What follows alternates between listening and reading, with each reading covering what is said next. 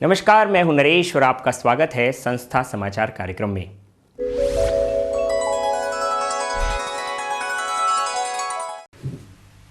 हरि बाबा बड़े उच्च कोटि के संत हो गए। हरि बाबा, उड़िया बाबा, आनंदमयी माँ, हाथी बाबा, ये चारों की अभी थोड़े समय पहले एक एक करके भगवान को प्राप्त हो गए। बाकी चारों की आपस में बड़ी मित्रता थी।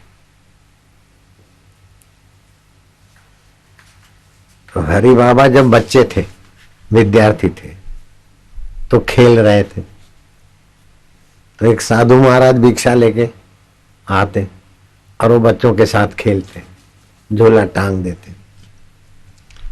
तो एक दिन हरि बाबा, हरि भाई, अभी बाबा नहीं बने थे, हरि भाई या जो होगा, क्या देखते कि साधु झोली टांग के हमारे पास खेलने को आ रहे हैं, विनोद करने को। लेकिन वो कुत्ता झोली की तरफ देखकर पूंछ हिला रहा। हरि बाबा ने कहा मेरे खाने तक का है, तू दूसरी जगह जाके पूंछ हिला, आज तेरे हिस्से का नहीं मिला है। लेकिन कुत्ता माने नहीं। अरे तू जा, झोले के सामने क्या आंख अड़ाता है, जा। कुत्ता फिर अरे क्या हूं, जा, उल्टे पैर चला जा, मेरा आदेश है। तो मुंह इधर, पूंछ पीछे, और रिवर्स में, जैसे फोर व्हीलर जाता है ना रिवर्स में, ऐसे कुत्ता। तो कुत्ते को पीछे चलना मुश्किल होता है। मनुष्य तो चल जावे, कुत्ते को चलने में वापस बहुत कुछ होता है। आगे नहीं आओ, तो कुत्ता ही रिवर्स में जाने लगा। तो हरि बाबा जब विद्यार्थी थे, हरि भाई, उसने देखा और दूसरे हम बच्चों ने देखा कि साधु ने बोला जा, उल्टे पैर चला जा, तो वो कुत्ता उल्टा जा रहा है। बड़ी हंसी आई। हम तो चोरे खेल कूद में से सब आ गए कुत्ते को देखने को। तो बाबा से हमने पूछा ये कौन बोलता है जो हरि बाबा संत बन गए। हम लड़के थे, तो फिर हमने पूछा कि बाबा ये कौन सा मंत्र है, कुत्ते को आज्ञा करा जाओ उल्टे पैर, तो कुत्ता उल्टे पैर जा रहा है, रिवर्स में चल रहा है। अरे बोले बेटा ये कौन सा मंत्र है, सब में एक, एक में सब, जो सबका संचालक प्रेरक है वो मेरा आत्मदेव है। उसमें मैंने ध्यान करके एकाग्रता पाई। तो संकल्प से यदि वह संकल्प चलाए, मुर्दा भी जीवित हो जाए, तो कुत्ता भी रिवर्स में चला जाए। तो फिर वो साधु के दर्शन से हम खेलने वाले बच्चों के जीवन में परिवर्तन हुआ। और आज उस साधु महात्मा के दर्शन का प्रभाव है कि मैं हरि बाबा होकर तुम्हारे सामने। हरि बाबा वृद्ध हो गए और दिल्ली में उनका जो भी भक्त का जगह था, आश्रम था, वहां ठहरे थे। तबीयत खराब हो गई और डॉक्टरों ने देखा कि अब तो पल्स भी नहीं चल रहे हैं। आनंदमयी माँ को फोन करा कि आप दिल्ली में हो, आपको दुखद समाचार सुनाते हैं। हरि बाबा अब इस संसार में 2-5 मिनट रहेंगे तो रहेंगे। तो आनंदमयी माँ ने कहा बाबा को बोलो अभी रुके, मैं आती हूं। तो डॉक्टर ने अपने सिर पर हाथ रखा कि अब क्या आएंगी माँ, 2-4 मिनट में तो हरि बाबा की पल्स बंद हो जाएगी। अब माता जी आएगी तो 1 घंटा तो दिल्ली को चीरने में लगेगा, पौना घंटा ट्रैफिक में। माता जी आई 1-8 घंटे में। तो डॉक्टर ने कहा कि वो तो बाबा नहीं रहे, चले गए, मैं पल्स देख के आया हूं, डेड बॉडी है। अरे बोले काहे को चले गए, हम आए हैं उनसे मिलने को। तो आनंद में मां गई जहां बाबा का शव पड़ा था। किवाड़ बंद कर दी। अब थोड़ी देर में अरे डॉक्टर बुलाया, नाम लेके, वो प्रसिद्ध डॉक्टर। डॉक्टर देखकर दंग रह गया कि हरि बाबा उठ के बैठे हैं और आनंदमयी माँ और हरि बाबा बातचीत कर रहे। बोले बाबा को मैं बोला हूं 6 महीने तक बाबा अभी रहेंगे, उसके बाद बाबा जाएंगे। मैंने बाबा को बुला लिया। तो बाबा का शरीर निकला, वो उधर ही था, तो बुला के फिर जिंदे हो गए बाबा। 6 महीने के बाद फिर काशी में गए और जब प्रारब्ध था चले गए।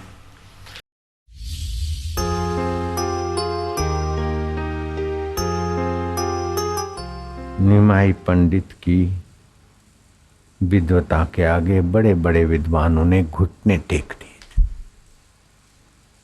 फिर भी निमाई पंडित को कुछ पाना, कुछ करना, कुछ जानना बाकी ही था। बिनु रघुवीर पद जिय की जरनी न जाई। भगवत रस के बिना जीवात्मा की तपन और भाग नहीं मिटती। संसार तापे तप्तानाम योगो परम औषधः, नारद जी ने कहा। संसार के ताप में तपे हुए जीव के लिए भगवत योग ही परम औषध है। निमाई पंडित गए जगन्नाथपुरी भगवान जगन्नाथ के दर्शन की। एक टक देखते देखते विद्वता, अनुयायीपना पहले ही साफ सुथरा तो था ही, शुद्ध था, एकदम गल गया और बस ठगे से रह गए प्रभु को देखते देखते। अपने गांव आए दर्शन करके, बस उसकी मधुर स्मृति और मधुर रस में खोए रहते।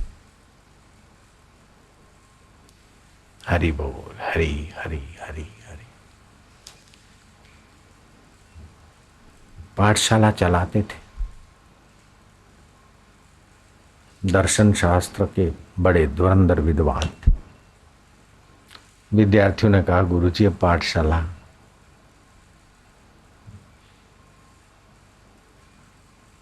में हम आए और आप पढ़ाइए। बोले अब किसी और पाठशाला में चले जाओ।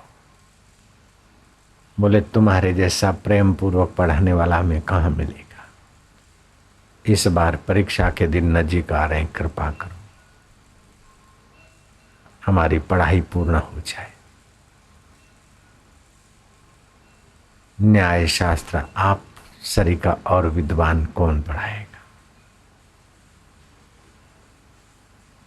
बड़ा आग्रह किया छात्रों ने।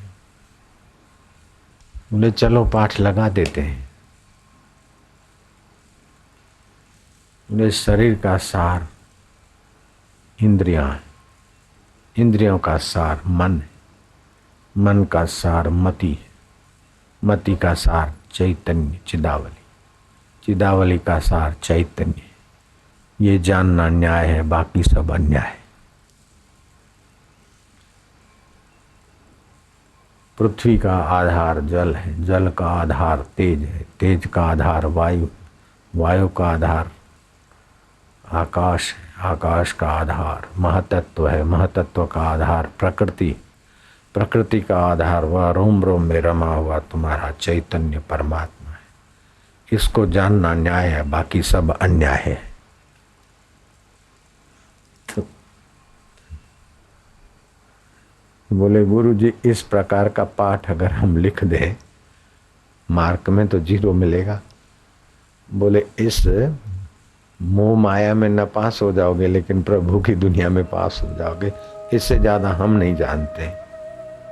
हरि हरि हरि खो गए, बस खो गए और हरिमय हो गए। कई विद्वान पहले भी हो गए और बाद में भी हुए, लेकिन इस महापुरुष ने विद्या का फल पा लिया, भगवत रस, भगवत माधुर्य, भगवत सुख। एक बार कीर्तन किए, नाचे नाचे जा रहे थे। इतने बड़े न्याय शास्त्र के विद्वान और सन्यासी साधु। किसी ने कहा हम थोड़ा सा शास्त्री पढ़े हैं तभी भी अपना मान मर्तबे से जीते हैं, और आप इतने बड़े भारी विद्वान और बच्चों के नाई मवालियों की नाई सड़कों पे गुजरते जाते हरि बोल हरि बोल। ये क्या है? आपको शोभा देता है? आप इतने बड़े आचार्य हैं, इतने बड़े सम्मानीय व्यक्ति हैं, और ये ताल और झांझ और ये सब क्या कर?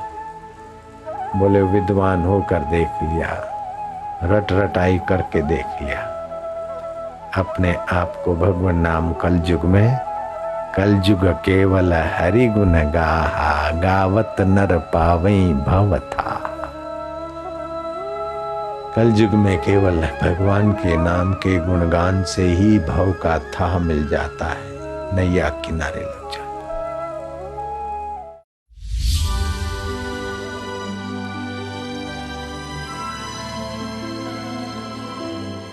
ये तो आप सबको मालूम ही है कि सचमुच में अपने पूर्वज कई महापुरुषों के साथ में कई प्रकार के षड्यंत्र होते हुए आए हैं। आज भी ऐसा ही षड्यंत्र साजिश के हो या किसी नेताओं की चाल के हो, इस चाल को चला है नेताओं ने या षड्यंत्रकारियों ने, तो ये चाल ब्रह्मज्ञानी तक नहीं पहुंच पाएगी। ये चाल केवल प्रकृति तक है। बापूजी को कई लोग बोलते हैं जेल में ले गए। अरे बापूजी तो मुक्त पुरुष है, उनको कौन ले जा सकता जेल में, कौन बंधन में डाल सकता है? कोई नहीं। आज मैं कह रहा हूं, अगर वो आरोप लगाने वाले बापूजी के चरणों में जाकर के क्षमा मांगे तो बापूजी तो उनको क्षमा करने के लिए तैयार है, दयालु है। अरे कितने करोड़ों करोड़ों गुरु भाइयों साधकों के दिल पे ठेस पहुंचाई, उनको कितना पाप लगा होगा, कितना प्रकृति कोप नहीं करे। मेरे को डर लग रहा है कब ये प्रकृति कोप कर दे हो। ऐसे ब्रह्मज्ञानी महापुरुष के ऊपर ऐसा लांछन माना आरोप लगाना ये उचित नहीं है, कदापि उचित नहीं है, किसी दृष्टिकोण से उचित नहीं है। ये सोची समझी एक साजिश है। इसलिए गुरु भाइयों को घबराना नहीं चाहिए। अपनी तड़प और बढ़ रही है, अपनी साधना और बढ़ रही है। हो सकता है कि ईश्वर की तरफ जाने का एक मार्ग प्रशस्त हो रहा है। अपन कभी नहीं घबराएंगे। आप समस्त भक्तजनों को विदित तो है ही कि ये संत समाज इस देश के कोने कोने में जा करके किस षड्यंत्र का पर्दाफाश करने के लिए एकत्रित होकर के भ्रमण कर रहा है, अपनी संस्कृति को जगाने के लिए और सोए हुए हिंदुओं को जगाने के लिए। ये हमारे संस्कृति को ही नष्ट करने के लिए नहीं है, ये हम सभी हिंदू वर्ग हिंदुओं को हिंदुस्तान से नाश करने का है। कि हिंदुस्तान यदि है तो सिर्फ हिंदू संस्कृति की बदौलत, और हम सब संतों के प्रचार पर चलने वाले, संतों के आशीर्वाद से चलने वाले, उनकी वाणी पर विश्वास करने वालों को नाश करने के लिए षड्यंत्र बार बार संतों पर होता है। और ये बात आप हृदय में दृढ़ता से बसाएं, अर्थात ये समय हमारा एकत्र होने का है। संत आशाराम बापू जी को ये क्या मिटाएंगे, उनका हमारे हृदय से जो सम्मान है वो कभी नहीं निकाल सकते। ऐसे संतों का बार बार इस धरा पर आना नहीं होता, और जब जब भी होता है तो सारी संस्कृति को इकट्ठा करने के लिए होता है।